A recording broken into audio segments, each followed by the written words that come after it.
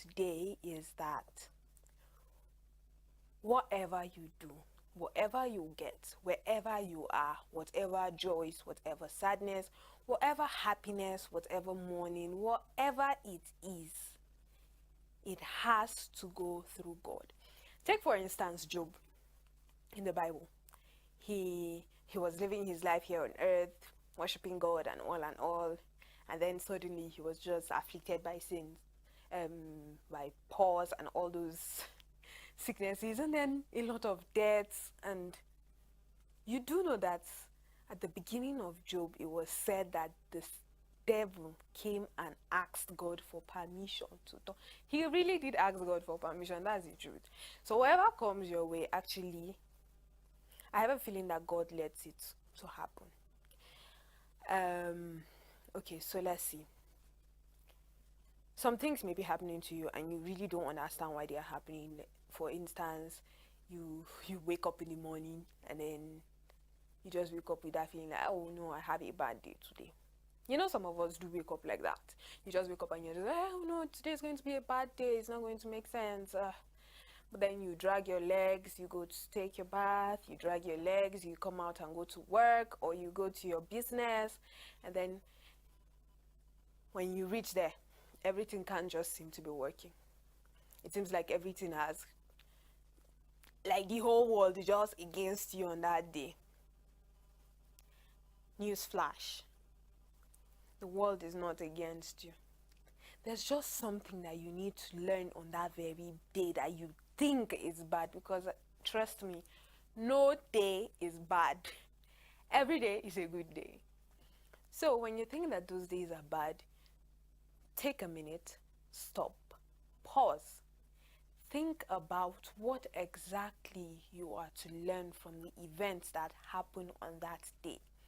When you sit back, think about the events that happen on that day. You'll find out exactly why you needed to go through that. It could just be another breaking point for you. It will just be another point where you're going to gain freedom and then prosper. So what is the baseline for your life? As I said, let go and let God. Is God your master? Is God your everything? If God is everything, then that's letting go is going to be easy for you. And then when you continuously keep bombarding yourself with all these things and you're thinking, oh no, this thing is happening to me.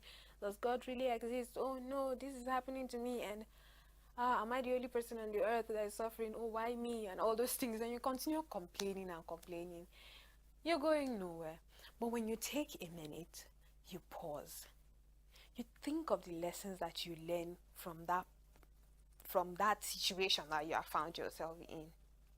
Or let's see, you take a minute, you sit down, and then ask God, okay, so this happened to me. He's your friend. Remember that also. Apart from the fact that he's your God and he's your master, he's also your friend. So he has a listening ear. He will listen to you. So you take a minute, you pause, and you tell him, oh God, so this is happening to me. What exactly do you want me to learn from it? Or did I maybe err and then I have you're trying to redirect my path or something? Or what exactly is the problem? Trust me, he has ways to answer you. He will give you the response that you need. We don't always just need to go and tell him, oh, we have problems, oh, we have joys, no, thank you, no, sorry, no. Sometimes we just need to ask him for his will. And that's what it means by letting go and let God. What does he want you to do? What is the path that he has set for you to do? And then you relieve yourself of yourself. You tell yourself that my own will doesn't really matter. What he wills is what really matters. And then sometimes you may feel like it is never enough and what you get is not much for you, and then you said you reach this point and you're like, It's like there's this boundary, and you're not satisfied with where you are, and then God is telling you, keep pushing, keep pushing, keep pushing. But then a lot of us, when we get to that point, we forget that there's another voice that is trying to tell us to keep pushing, and that's the voice of God. Sometimes we get to that point, and then you're just like, ah, can I do it? No, I can't do it anymore. And then you just slack, and then you're like, oh, since it can't work, let's just forget about it. We can't do anything about it now. But then God is telling you to push through. Like he is telling you that there's light at the end of the tunnel. Let me see. For example, you're okay. So you are struggling to get an admission in school, and then when you get this admission in school, or before you even get it, everything just seems like it's not working. For instance, this situation that we have found ourselves in Nigeria, like a lot of people are just in our home, and they're just like, when is ASU going to call off their strike so that we can go back to school and then continue our lives? And then you feel like there's just this break, like there's just this strong barrier. We can't continue life, we can't be educated, we can't move forward. But no, listen to the voice of God. He's telling you something. In a hopeless situation, when you think that there's no hope, he's there. He's just there beside you and just waiting for you to tell him, "To, Baba God, help me." Oh no, before that, before you even get to the hopeless situation, he's there.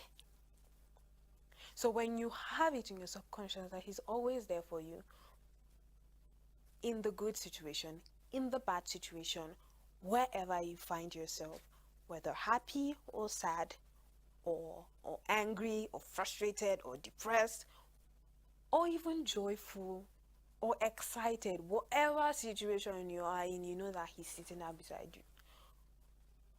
So you have to let go and give him the room. If you don't give him the room, how is he going to help you? And then you begin to think, oh no, nothing is working out for me, and no, God doesn't care about me. And excuse me, first of all, you didn't care about him. If you did care about him, there are certain things that you set in place and do that would communicate that you are letting him take control of your life. What exactly is Christianity? It means total surrender. So when you totally surrender, that's when you you you are able to have this sweet sweet um, relationship with God. And I know you're probably wondering why I'm talking about all these morning drive.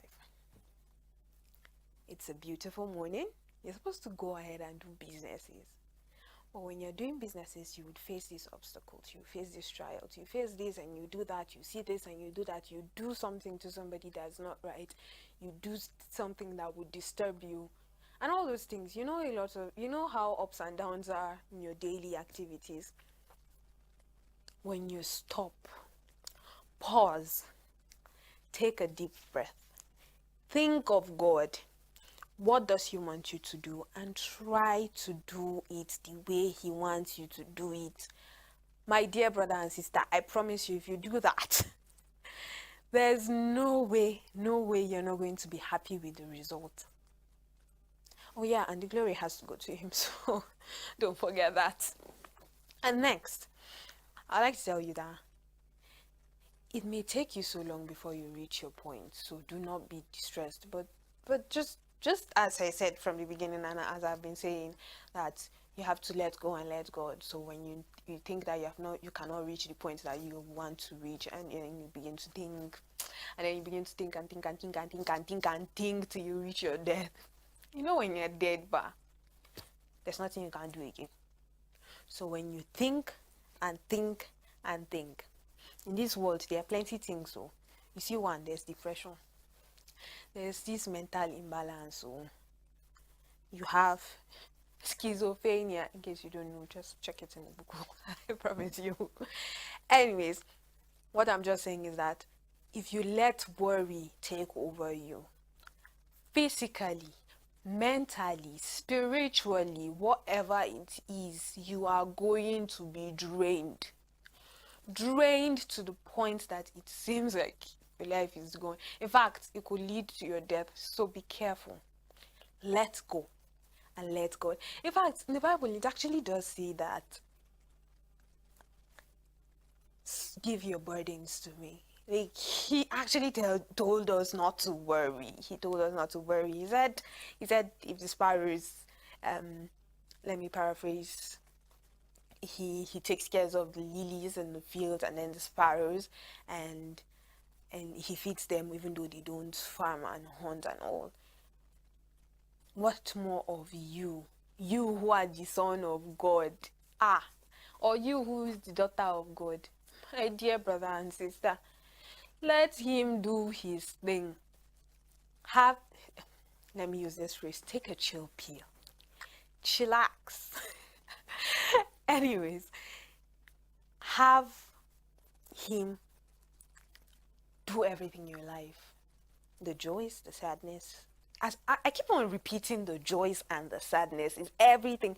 It doesn't mean that when you're happy, you forget that he's there and not surrender everything to him. No, it means that especially when you are excited, happy, rejoicing, all those happy things that you can just think of, when you're at that point, let him do his thing. Because truth be told, when you're at the point of happiness or excitement, for instance, there could be a point where you make mistakes, and at that point, if you're not careful, it could also lead to your own distress. So before you let it lead to your distress, please, when you're happy, think of God. When you're sad, think of him. In fact, whatever it may be, think of him. There's no maybe, there's no in between. What I mean is just like everything about it, everything, whatever it is, whatever it is, whatever it is. I keep on saying it though. Whatever it is God. So let him have it. Let him have all. And I promise you, although you think that it may be a hopeless situation, my dear brother and sister, it is going to be joyous. So at this point in time, we'd like to take this short break where we'll take the motivational video for today. And when we're back, we'll continue talking about letting go and letting God.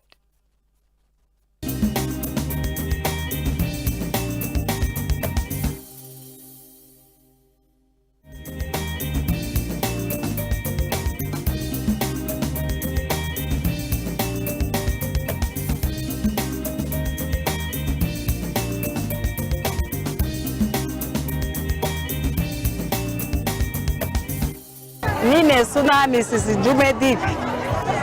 Ina zuwa kasuwa domin in nima abu da zan taimakawa iyali. Okay. Ina da ne. Ma kisa bamba hinene. Kisa bamba. To. Shawara na zuwa yanwane mata. My advice to all my sisters, the women, is instead of staying at home and doing nothing, they should come out and look for a means of helping the husbands in taking care of the family. I want them to know that being jobless is not a good thing. Even God says when you try to do something, He will help you. If you knock on His door, it will be opened to you. There's a woman I kept advising to start doing something instead of being jobless. She listened to me and started a business. Little by little, she kept growing. Even though I always tell women in business that there are days you don't get desired result, and some days you do well in the business. But I always say to them not to give up. They should continue and God will shine His face on them one day. This is how I also kept encouraging that woman. Now she's the one who is helping her husband take care of the family for the days the husband can't afford paying the bills. This is the reason I keep telling women to come out so that when it gets tough for the husband, they can also help out to pay the family bills, and especially in the days that so many women have become widows. If you don't start now, and God forbid you lose the only person who provides for the family, how will you cope? That is why it's good to start something, and God will reward your hard work. And even when the husband is not around today, your life and your family will do well. I clean and sell dry maize in the market to be able to pay my children's school fees. I hustle to get fertilizer and farm maize and bring them to the market to sell, also as a means of helping my husband out.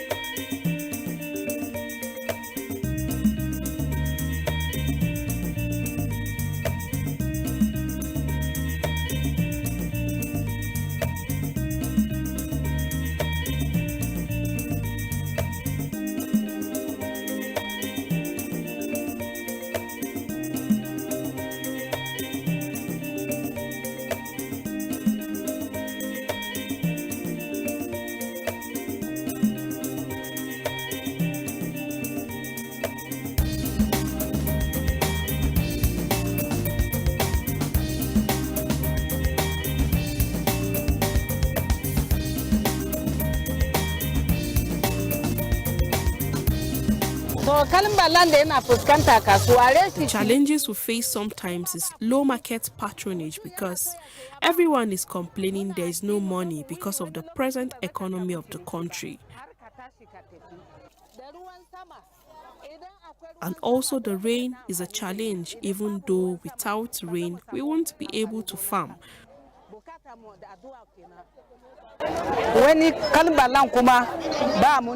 But because we don't have shops, it's challenging to pack up when it rains and open up when the rain stops. And if the rain touches the goods, it goes bad and no one will want to buy them again. These are some of the challenges we market women without shops are going through.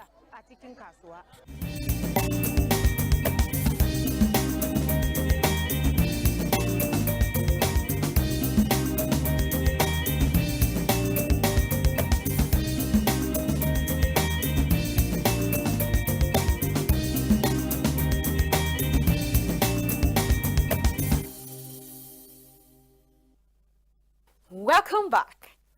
I do hope you enjoyed that motivational video. Like, I hope you're motivated. You saw how people are actually striving hard to make a living. You know that you find it everywhere you go. It doesn't matter which country or which continent you're living in. Oh, even if you live in an island, you know that each and every one of us will strive to make it. But I'm going off track. We have been discussing letting go and letting God. And if you let go and let God, as I said in the beginning, I promise you your life is going to be full of joy. So, I like to tell you this thing here also. So you know that point where you think, okay, so for instance, you're going to school. This one is my personal favorite. It's out of experience actually. You're going to school and then you have this course in mind. Oh, I have to study this, I want to do this, and if it is not it, I'm not going to do it again. And then you look for admissions everywhere you could find, and then there's this barrier and you just begin to think that, what's going on exactly? I don't understand. Is it that no school wants me to do this? And then an opportunity opens up for you with a different course. And you just think that, should I do this? Should I not do this? And then you begin to go and do it half-heartedly. And when you're doing it half-heartedly, you don't see progress at the end. But then you begin to think that if you want to succeed in life, what exactly does God want you to do? And then you forget to sit down and relax and listen to the voice of God. Well, maybe God is actually telling you, this course that I just gave you is exactly what I want you to do. That, my dear brother and sister, it's just one instance of where you have to think, pause and think, and then let God do his thing, so that you're at the end of it, you are going to be happy and blessed. See, I am here, aren't I? I didn't want to do this at first, but you see, I got to a point where I found out that God directed me to this part of my life. It's not that it's not that it's not that what I wanted to study in the first place wasn't what he wasn't actually a good cause. It's just that he just said, my dear daughter, this is not exactly what I want you to do now. Just redirect your path. So sometimes when you see things happening to you and then you are beginning to wonder and then think of all those things, just remember that he might just be redirecting your path. He might just be telling you that this is not where I want you to be. This is where I want you to be. This is what I want you to do. This is where I want you to make an impact. Another example I like to give you. So I heard of this reverend who was actually a bank manager or something, somebody high actually working in the bank and all, and then suddenly he felt this push that said, come back to ministry. And a lot of us will probably jump into Jonah's shoes and be like, oh, why should I have to go to this ministry? Why do I have to do what God wants me to do at that point? Maybe I can run away from his presence, and then we'll go and try continuing to do what we want to do. Sometimes it's not going to work. It will not work, you will not succeed, everything will just crash. And when everything crashes, then you come back crying to God again. When in the first place, you didn't actually listen to what he wanted you to do. So my dear brother and sister, in a nutshell, what I'm just saying is that take a minute, pause, take a chill pill, give God everything, and then let him do his thing. When he says do this, you do it. When he says don't, you don't. You don't when he says don't. Don't go and do it and then come back and complain to him again. I know they said he's merciful and all that, but haba, just think about it. Like, you yourself, like somebody comes to come and offend you every time.